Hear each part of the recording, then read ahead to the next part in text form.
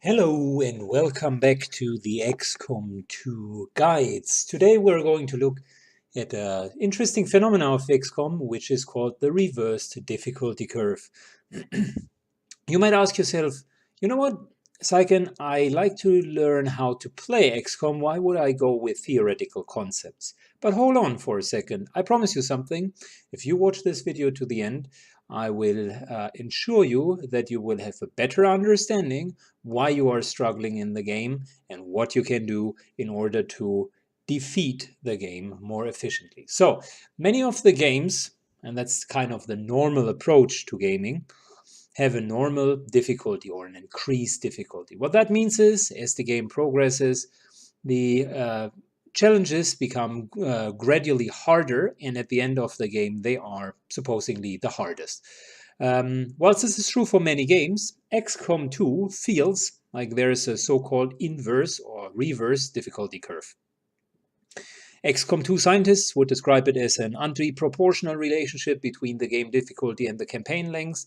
In plain English, it means you are struggling at the beginning, you're struggling a lot at the beginning, and over time it gets less and less burdensome until a point where you do not struggle at all. Now, you think about the game of XCOM and you might come to the conclusion, well, Saiken, that doesn't make any sense. Now, you might have observed that that's the case, but you are maybe not sure why it is.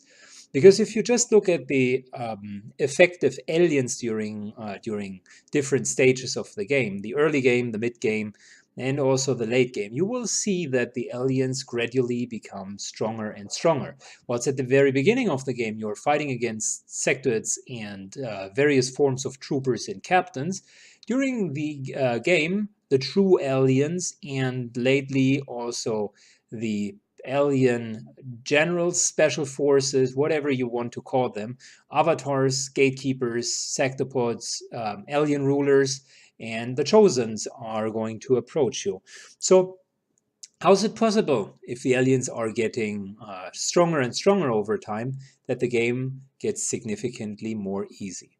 And I want to show you a concept of how to understand the game better and why it happens. And there are two factors towards the game difficulty. On the one hand, you do have the strength of the alien faction. The stronger the aliens, the more difficult the game becomes. There is, however, a second factor, which I'm going to elaborate in a second, which is making the game significantly more easy. Now, looking at the alien power level over time, you would see some sort of a stepwise increasing curve. Every month, the alien power increases. Without going too much into the weeds, the way it functions is basically that the alien strength, depending on your difficulty setting, starts at 1 to 4 and increases over time, gradually, every now and then, every month, to a maximum level of 20. Now, what does this alien force or alien force power mean? The stronger this number, the wider the variety of enemies that could appear. Certain old enemies are getting decommissioned, like the troopers in the first missions, very soon do not exist anymore. And certain other aliens are going to join, specifically the mutants, later archons, and very lately the gatekeepers. That's interesting because you can already see with the step increase that we're showing here, you can be sure that every month gets a little bit more difficult than the previous month. That's an important thing to understand. Missions during the same month will keep the same level of difficulty. Now, how is that then not increasing the difficulty of the game at all?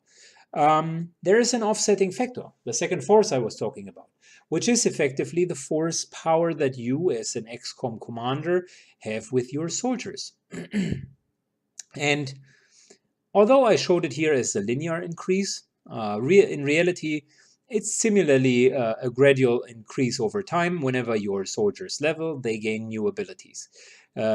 Considering, for instance, if you do have a couple of high-level kernels, and you would let them run with no equipment whatsoever against starting enemies like the sector or the normal troopers, you would probably find yourself in a situation where you are completely face rolling these creatures because of the abilities of your very experienced troops.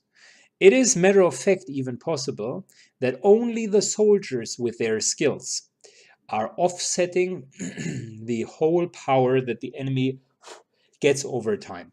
And that is thanks to a lot of really strong abilities. Let it be extra actions that you have with lightning hands or with salvo. Let it be unique abilities like getting more actions such as serial death from above and alike. Or let it be by simply having abilities that are stronger, more mean, or deal more damage, such as chain shot or rapid shot. With all of them, the XCOM soldiers over time become superior defenders of the Earth, and therefore will be able to combat even stronger enemies. Now, if you look at the graph, it kind of nets itself out because both forces likewise gain. And yes, I'm really serious that the soldiers with over time will, without any equipment, scale with the aliens. Now, there is one further aspect to it that I haven't touched upon yet. The XCOM soldiers do not only gain experience, they also gain this here, technology. So that's the second piece to the equation, which you might not consider yet. And by adding these curves to one another, you can pretty clearly see that with certain breakthroughs in technology, there will be a jump in power. But that jump will not be a normal, just everyday jump. It will be a cumulative power add-on to what your soldiers are anyways bringing to the table. Or in other words, soldiers plus equipment outscale the aliens significantly. I have proven in many of my legendary Iron Man runs that you can take 4 complete squaddy soldiers without any ability whatsoever, put them into top level gear at the end of the game, and still be able to pull off very difficult missions without even having a single casualty. So if you look at it, it means that the XCOM soldiers can completely rely on technology in order to offset the power level of the aliens.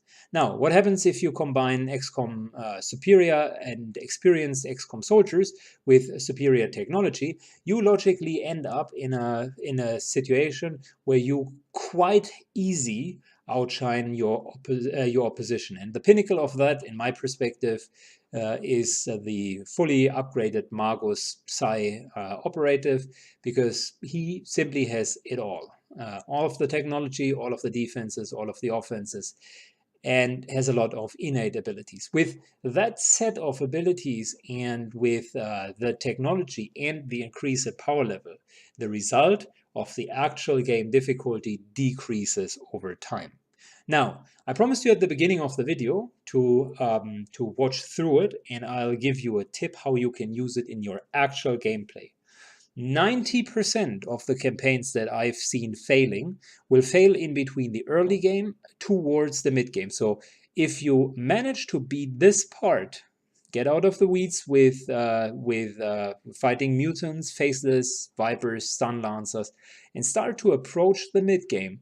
So finish the laser and maybe 1 or 2 weapon upgrades, 1 or 2 armor upgrades. At that point, the chance that you are going to win the game is very high. So what you need to understand for your game is, where do you currently stand in terms of this race of power? I give you 2 examples to illustrate it, and then I'll leave you with a thought process by yourself. If you are fighting during a month, you have already had a mission, you In the meantime, researched laser weapons or magnetic weapons and upgraded your weapons to magnetic weapons, plus had a soldier promotion or two, you can be pretty sure that the next mission with upgraded soldiers and comparably better equipment will be a pushover and you will have an easy time.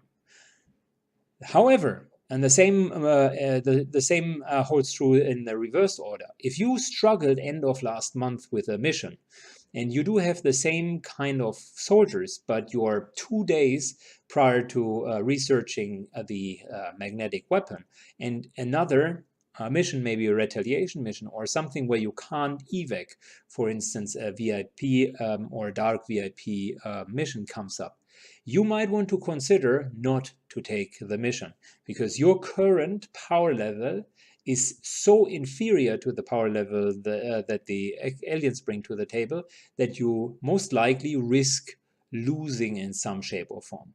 So keep this in mind to know where you are relative with the power level. Of course, it's not an accurate science. There's a lot of knowledge behind it. But if you understand the bumps with the different month and the kind of power spikes that you gain from certain technology breakthroughs, then you will definitely be set and become a better XCOM player. Thank you so much for watching, guys. I hope you enjoyed it. If you liked the content, don't forget to give it a thumbs up and comment down below. Thanks and see you soon.